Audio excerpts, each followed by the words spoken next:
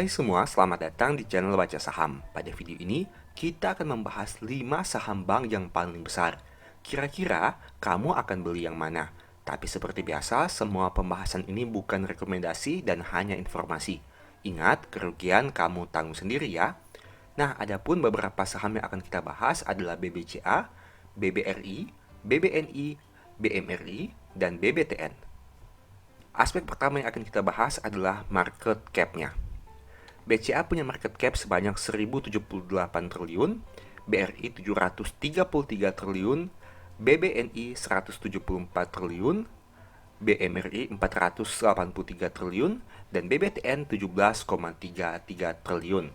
Nah, untuk market cap tentu saja yang terbesar adalah BBCA sebanyak 1078 triliun. Sebaliknya, yang terkecil adalah BBTN dengan nominal 17,33 triliun rupiah. Poin kedua adalah kinerja saham. Teman-teman bisa lihat bahwa dalam 5 tahun terakhir, BCA sudah naik 108%, BRI 43%, BNI 9,9%, BMRI 40,8%, dan BBTN minus 58,4%.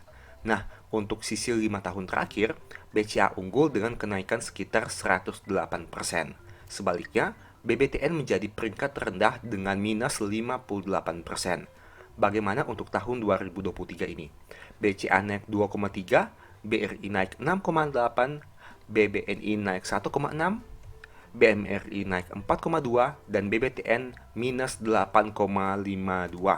Nah, di sini kita bisa lihat bahwa kenaikan terbesar di tahun 2023 ada di Bank BMRI dengan angka 4,2%. Sebaliknya, saham BBTN juga mencetak penurunan terbesar dengan angka 8,5%.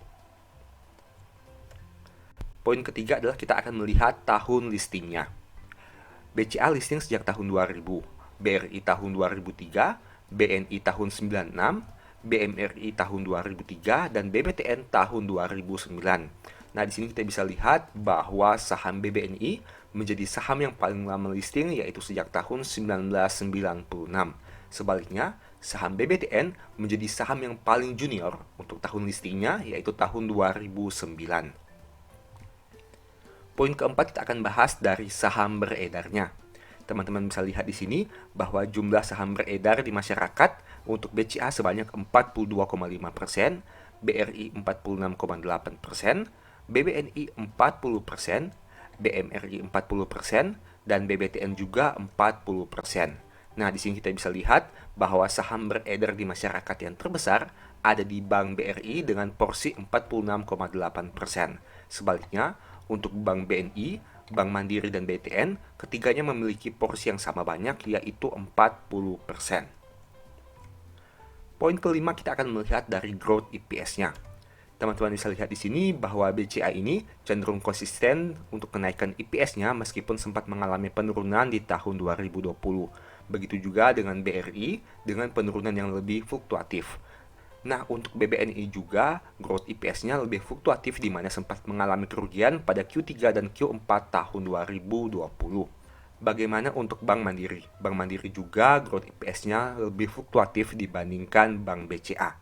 Dan untuk Bank BTN, menariknya di sini mereka mencetak konsisten growth yang terus bertumbuh setiap tahunnya. Bahkan di tahun 2020 ini lebih baik dibandingkan tahun 2019. Meskipun teman-teman harus ingat bahwa pada Q3 dan Q4 tahun 2019 mereka mencetak kerugian.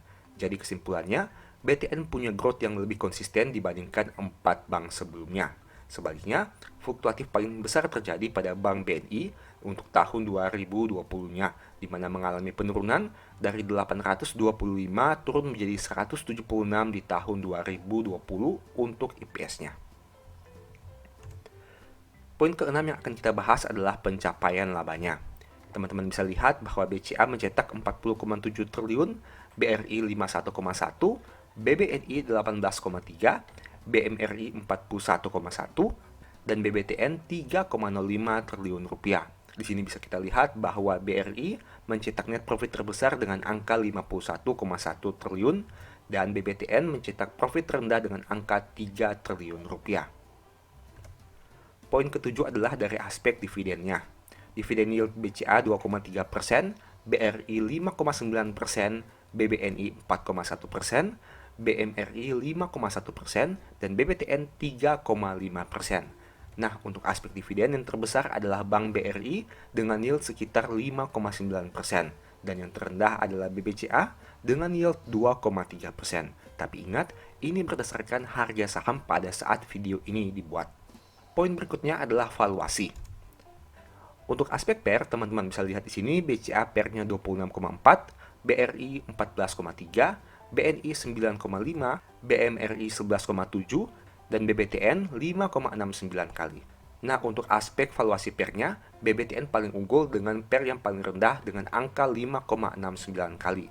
Sebaliknya, saham BBCA memiliki PER yang paling tinggi dengan angka 26,4 kali. Bagaimana dari aspek PBV-nya?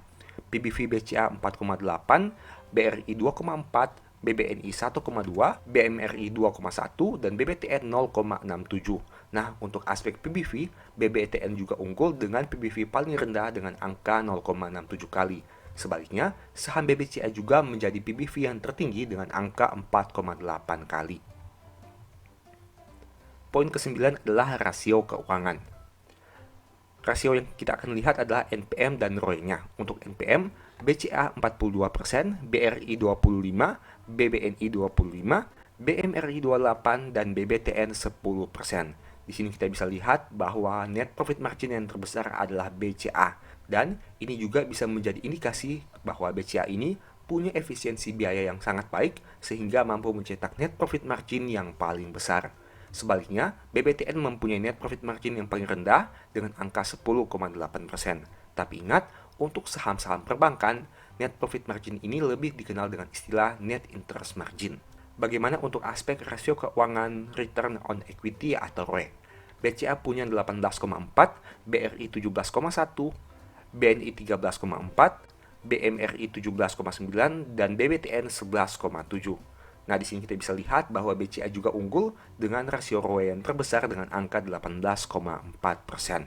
Sebaliknya, untuk saham BBTN juga punya ROE yang paling rendah dengan angka 11,7%. Demikianlah pembahasan singkat beberapa saham bank terbesar di Indonesia. Selalu ingat bahwa video ini bukan rekomendasi dan hanya informasi. Segala risiko kerugian menjadi tanggung jawab kamu sendiri. Nah, dari beberapa aspek yang sudah kita bahas tadi, teman-teman tentu sudah bisa memilih apakah teman-teman akan melihat dari sisi market cap, apakah dari sisi valuasi, apakah dari sisi kinerja keuangan, dan lain sebagainya. Tentu saja setiap saham punya keunggulannya masing-masing. Contohnya seperti BRI yang mencetak laba terbesar, BCA yang mempunyai market cap yang paling besar, BBTN yang punya valuasi yang paling rendah, dan lain sebagainya. Teman-teman bisa memilih saham bank apa yang ingin dibeli dengan kriteria yang tadi sudah kita sebutkan. Tentu saja setiap orang punya kriterianya masing-masing. Untuk itu, teman-teman harus analisa lebih lanjut sebelum mengambil keputusan. Nah, sebagai informasi, apabila teman-teman ingin mempelajari metode nabung saham dengan lebih detail, mungkin ebook strategi nabung saham ini bisa membantu. Untuk detail pembahasan, silahkan baca pada tampilan berikut ini. Tersedia juga file Excel yang berisi sebagai jurnal nabung saham, simulasi dollar cost averaging, cara proyeksi dividen, dan lain sebagainya. Apabila teman-teman ingin mempelajari analisa fundamental dan money management, mungkin ebook The Stock Market ini bisa membantu. Untuk detail pembahasan silahkan baca pada tampilan berikut ini. Dan untuk teman-teman yang ingin mempelajari analisa laporan keuangan dengan lebih detail, mungkin ebook Cara Cepat Analisa Laporan Keuangan ini bisa membantu. Untuk detail pembahasan silahkan baca pada tampilan berikut ini. Ada juga file Excel yang berfungsi sebagai fitur screening laporan keuangan secara otomatis. Apabila tertarik melakukan pembelian, silahkan chat saja di nomor WA yang tercantum ini. Oke, sekian video ini, semoga bermanfaat. Thank you.